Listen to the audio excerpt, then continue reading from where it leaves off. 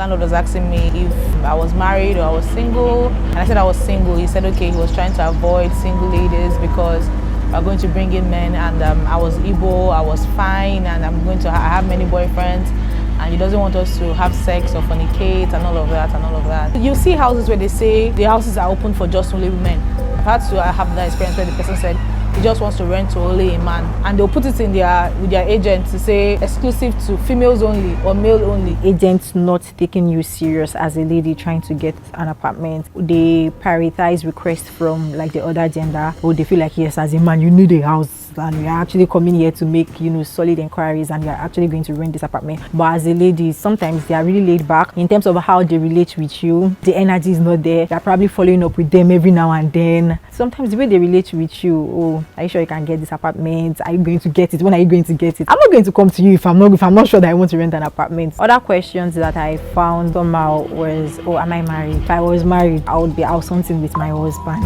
You see the ring on my finger. Or I would even if you don't see the ring on my finger, I will tell you that I'm married or whatever. I went to check a house with an agent. I was complaining about how the space was a bit okay, but the price that he put the house for was too much. And the guy was like, are you the one paying your rent? Is it not somebody that is paying your rent? I was like, why do you think that because I'm a woman, I am not paying my rent? Must I be bankrolled? I was so pissed, and immediately, every interest I had in the house disappeared. I just left.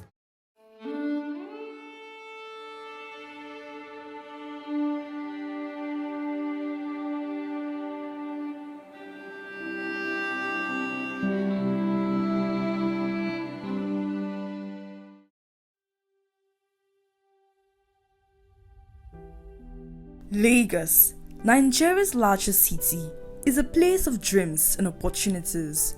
But for many young women, finding a place to call home here is a journey with challenges and discrimination. My experience trying to get an apartment in Lagos, I would describe it as bittersweet, because there are some days when you'd meet what you want, and there are some days when you meet things that are like way below standards. And I'm saying in terms of like the people that you're relating with, in terms of the apartment that they're offering you, and in terms of the general experience, right? So on some days you meet like good people, you see houses that are up to your standard, and then on some days it's just like really, really bad. So that's why I call it bittersweet. The current house I live, I think it was one of the requirements. I must be working before I can live there. I must be working, and I must not have a certain number of people in the house. It has to be limited to a certain number of persons. I mean, I'm breaking the rule every time, and I tell them that I don't come to their flats to come and knock on their doors. And it's easier for me right now because my landlord doesn't, it's a family house where you have, like your father died and married like more than one wife. So this son has this 2 apartments in this building. This son has this apartment in the building. So my apartment where I stay at my neighbors, the landlord, which is my landlord, is not in Lagos, is in Ibadan. So nobody's checkmating how many people you bring to your house, but that was what the agents communicated to us.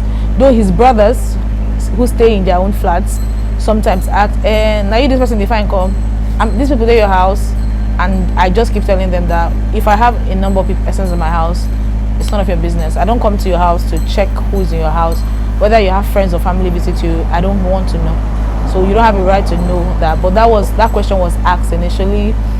The question of how long do I want to stay, and I told the landlord at that time that me, I don't know if I feel come up for you, I go come up for you next month. But again, I've been there for like 3 years, and so that's just it. The recent house hunting experience I had was like my first.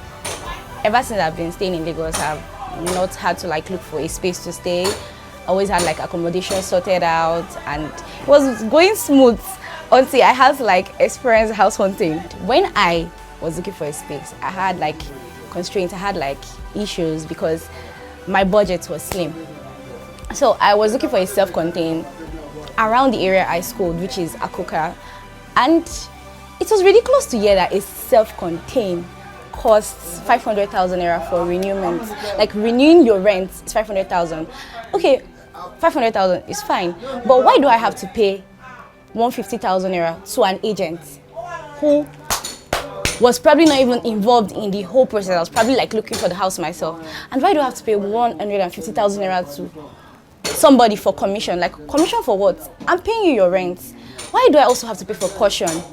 Like, why do I have to pay 70,000 naira for caution? It's crazy. Like, it's like, I couldn't like come into terms with the fact that I had to pay that much, which was almost the price of rent. Imagine paying 500,000 naira for rent and then you're paying 500,000 naira for agency, commission, caution.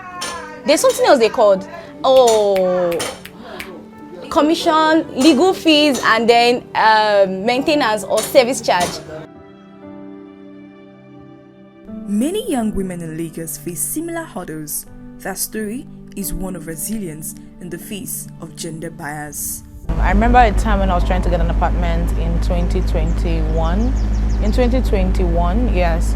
I think the landlord was asking me if I was married or I was single. And I said I was single. He said, okay, he was trying to avoid single ladies because we are going to bring in men. And I was Igbo, I was fine, and I'm going to I have many boyfriends. And he doesn't want us to have sex or fornicate and all of that and all of that. I had one who said he doesn't want students because I was a student as well while working. So he said we cannot pay the rent and he doesn't want us to come and start begging him or start bringing our friends in to stay with us, or this person is courting, this person is courting. So I've had a couple of experiences around renting a house in Lagos. I think I faced that discrimination when I eventually rented my apartment, where my agent said he needed to know how many people will be living in the house. Like, I didn't think that was good enough because I'm paying for this house. So even if I want to bring any number of people into the house, I should be able to, because it's something I'm paying for. And I believe that he would not have, made that kind of request if he were to be a man. So probably because I'm a lady, he feels like maybe he was even watching out for my safety. I really don't know. I don't know what inspired that, or I don't know what triggered that, but I just thought that was a question that was not supposed to be asked. Yeah. I think we were being played with because we were females at some point.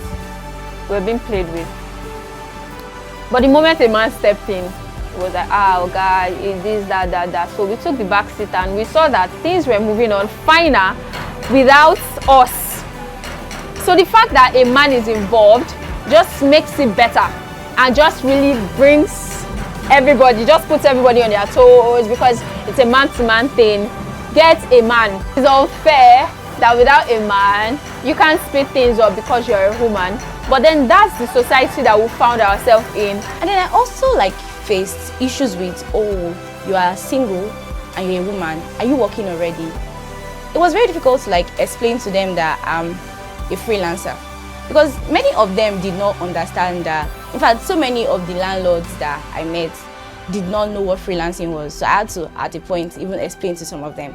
Many of them did not understand the fact that people could freelance, even if you're not working remotely. You could do things from the comfort of your home and also step out freelance. So it was very difficult to tell them that freelancing was also something that could pay. And then I didn't want to give so much information, because I have not even rented your space. Why are you asking me so many questions? Why are you bothered about who is paying my rent? At a point, I went to check a house with an agent, and then I was complaining about how the space was a bit okay, but the money was too, the price that he puts the house for was too much. And the guy was like, are you the one paying your rent? Is it not somebody that is paying your rent? I was like, why do you think that because I'm a woman, I am not paying my rent? Must I be bankrolled? I was so pissed, and immediately, every interest I had in the house disappeared. I just left. I left there. Although I stuck to that agent because he was giving me greater options than the other ones. Well, those were some of the issues I can actually recall right now that I encountered during my house hunting. This lady's excitement cut short when an apartment shown to them turns out to be entirely different when they decide to go pay, leading to another form of frustration. One that terrified me a lot was, funny how they showed me this very fine house and online, and I went there. It was when the house is, even in daytime, is dark. You have to on your torch even in daytime. No sunlight was coming into the house. It was in the middle of, when something is in the middle of two houses, you don't have any sunlight penetrating. You use your torch in the afternoon. But when they did the video, it was all lit up. I think there was light around that time. It was all lit up. and everything. And going into the house, you know, I first of all saw the fine structure. I thought, oh, that was where I was going to. And I said, pass this corner. And I entered into the middle of two houses. And you know, when the house was, I feel like it was a sinking house because I can stretch my hand to touch the ceiling. So it was going down, so there was no light. Everywhere, in the afternoon, we on our touch. So I was like, I did, na night I did, na morning I did. Why I come blessing na night I did? So that was it. And this one as well, they put different things that the house had. It had you know, kitchen utensils, wardrobe, this AC. We went there. They've not finished building the house. Like these are the things that they are going to put if we pay our money. And it was a little bit, it was annoying and misleading for me because that's the reason why I want to get the house in the first place. And the house has not even been completed. They've not put door, they've not put window, they've not put gate. And tell me, pay, and I should finish paying like this. Give us 2 weeks. I'm like, what did they see here? 1 month, you never plaster. And all of that, so it was pretty much misleading. I know we all want nice apartments and all of that, but in my opinion, I would say houses in Lagos, they are just very pricey. Some of them don't match the amount that they are being leased for. So for example, if you want to rent an apartment for a particular cost, let me see that this particular house matches the standard of what you're asking me to pay for. So I think that was also a challenge where I would see an apartment and the cost that they are giving me is like way above my budget, number one. And even the house does not match what you're asking me to pay for. So that was also a challenge.